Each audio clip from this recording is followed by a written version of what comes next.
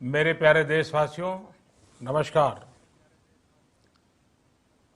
Corona के खिलाफ लड़ाई में जनता कर्फ्यू से लेकर आज तक हम सभी भारतवासियों ने बहुत लंबा सफर तय किया है। समय के साथ आर्थिक गतिविधियों में भी धीरे धीरे तेजी नजर आ रही है। हम में से अधिकांश लोग अपनी जिम्मेदारियों को निभाने के लिए, फिर से जीवन को गति देने के लिए रोज घरों से बाहर निकल रहे हैं। त्योहारों के इस मौसम में बाजारों में भी रौनक धीरे धीरे लौट रही है, लेकिन हमें ये भूलना नहीं है कि लॉकडाउन भले चला गया हो, वायरस नहीं गया है। बीते 7-8 महीनों में प्रत्येक भारतीय के प्रयास से भारत आज जिस संभली हुई स्थिति में है, हमें उसे बिगड़ने नहीं देना है और अधिक सुधार करना है। आज देश में रिकवरी रेट अच्छी है, फैटेलिटी रेट कम है।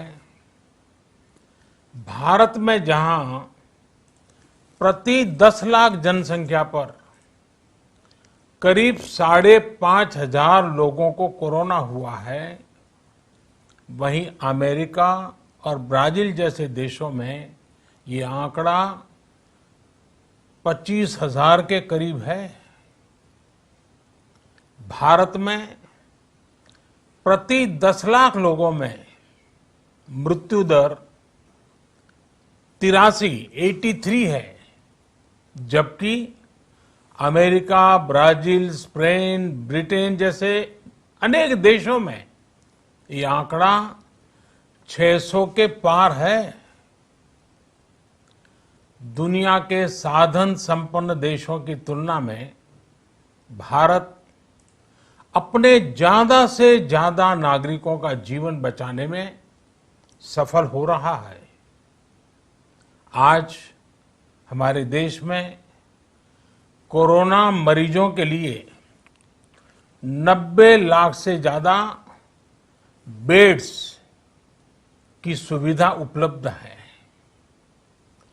12,000 क्वारंटाइन सेंटर्स है। कोरोना टेस्टिंग की करीब 2,000 लैब्स काम कर रही है।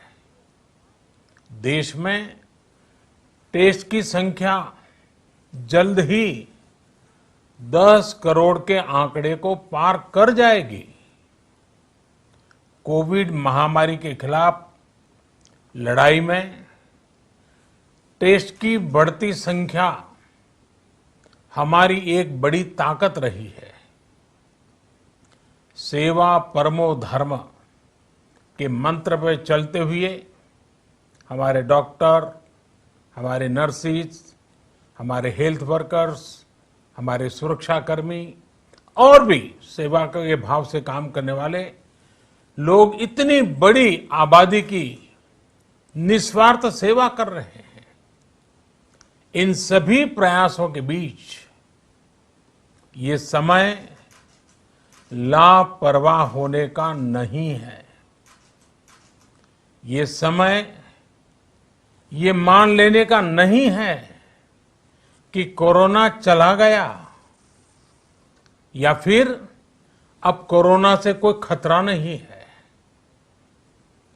हाल के दिनों में हम सब ने बहुत सी तस्वीरें, वीडियो देखे हैं जिनमें साफ दिखता है कि कई लोगों ने अब सावधानी बरतना या तो बंद कर दिया है या बहुत ढिलाई ले आए हैं। ये बिल्कुल ठीक नहीं है। अगर आप लापरवाही बरत रहे हैं, बिना मास्क के बाहर निकल रहे हैं, तो आप अपने आप को, अपने परिवार को,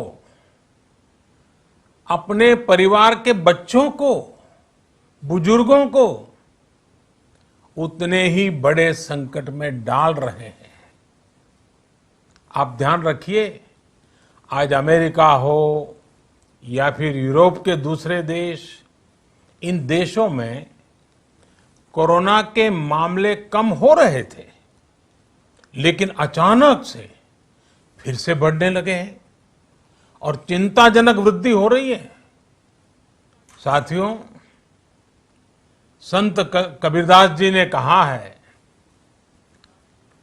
पक्की खेती देख के गर्व किया किसान, अजहू जोला बहुत है, अजहू जोला बहुत है, घर आवे तब जान। अर्थात कई बार हम पकी हुई फसल देखकर ही अति आत्मविश्वास से भर जाते हैं कि अब तो काम हो गया, लेकिन जब तक फसल घर न आ जाए तब तक काम पूरा नहीं मानना चाहिए। यही कबीरदास जी कह के गए हैं। यानी जब तक सफलता पूरी न मिल जाए, लापरवाही नहीं करनी चाहिए। साथियों, जब तक इस महामारी की वैक्सीन नहीं आ जाती, हमें कोरोना से अपनी लड़ाई को रत्ती भर भी कमजोर नहीं पड़ने देना है। बरसों बाद हम ऐसा होता देख रहे हैं कि मानवता को बचाने के लिए युद्ध स्तर पर पूरी दुनिया में काम हो रहा है।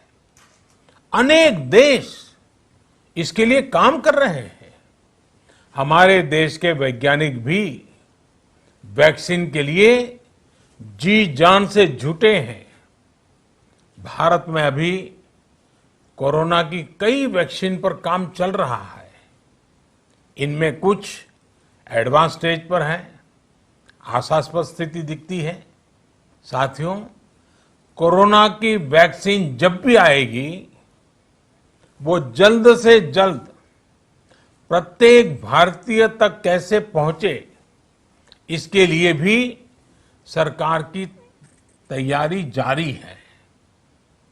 एक एक नागरिक तक वैक्सीन पहुंचे, इसके लिए तेजी से काम हो रहा है। साथियों, रामचरितमानस में बहुत ही शिक्षाप्रद बातें हैं, सीखने जैसी बातें हैं, लेकिन साथ साथ अनेक प्रकार की चेतावनियां भी हैं। जैसे रामचरितमानस में बहुत बड़ी बात कही गई है, रिपु रुज पावक पाप, रिपु रुज पावक पाप, प्रभु अहि गनीय न छोट करी। अर्थात आग, शत्रु, पाप यानी कि गलती और बीमारी, इन्हें कभी छोटा नहीं समझना चाहिए। जब तक इनका पूरा इलाज न हो जाए, इन्हें हल्के में नहीं लेना चाहिए। इसलिए याद रखिए, जब तक दवाई नहीं, तब तक ढिलाई नहीं। त्योहारों का समय हमारे जीवन में खुशियों का समय है, उल्लास का समय है। एक कठिन समय से निकलकर हम आगे बढ़ रहे हैं। थोड़ी सी लापरवाही हमारी गति को रोक सकती है, हमारी खुशियों को धूमिल कर सकती है। जीवन की जिम्मेदारियों को निभाना और सतर्कता, ये दोनों साथ साथ चलेंगे, तभी जीवन में खुशियां बनी रहेगी। 2 गज की दूरी, समय समय पर साबुन से हाथ धुलना और मास्क लगाना, इसका ध्यान रखिए। और मैं आप सबसे करबद्ध प्रार्थना करता हूं, आपको मैं सुरक्षित देखना चाहता हूं, आपके परिवार को सुखी देना चाहता हूं। ये त्योहार आपके जीवन में उत्साह और उमंग भरे, ऐसा वातावरण चाहता हूं। और इसलिए मैं बार बार हर देशवासी से आग्रह करता हूं। मैं आज अपने मीडिया के साथियों से भी, सोशल मीडिया में जो सक्रिय हैं उन लोगों से भी बड़े आग्रह से कहना चाहता हूं कि आप जागरूकता लाने के लिए, इन नियमों का पालन करने के लिए जितना जन जागरण अभियान करेंगे, ये आपकी तरफ से देश की बहुत बड़ी सेवा होगी। आप जरूर हमें साथ दीजिए, देश के कोटि कोटि जनों को साथ दीजिए। मेरे प्यारे देशवासियों, स्वस्थ रहिए,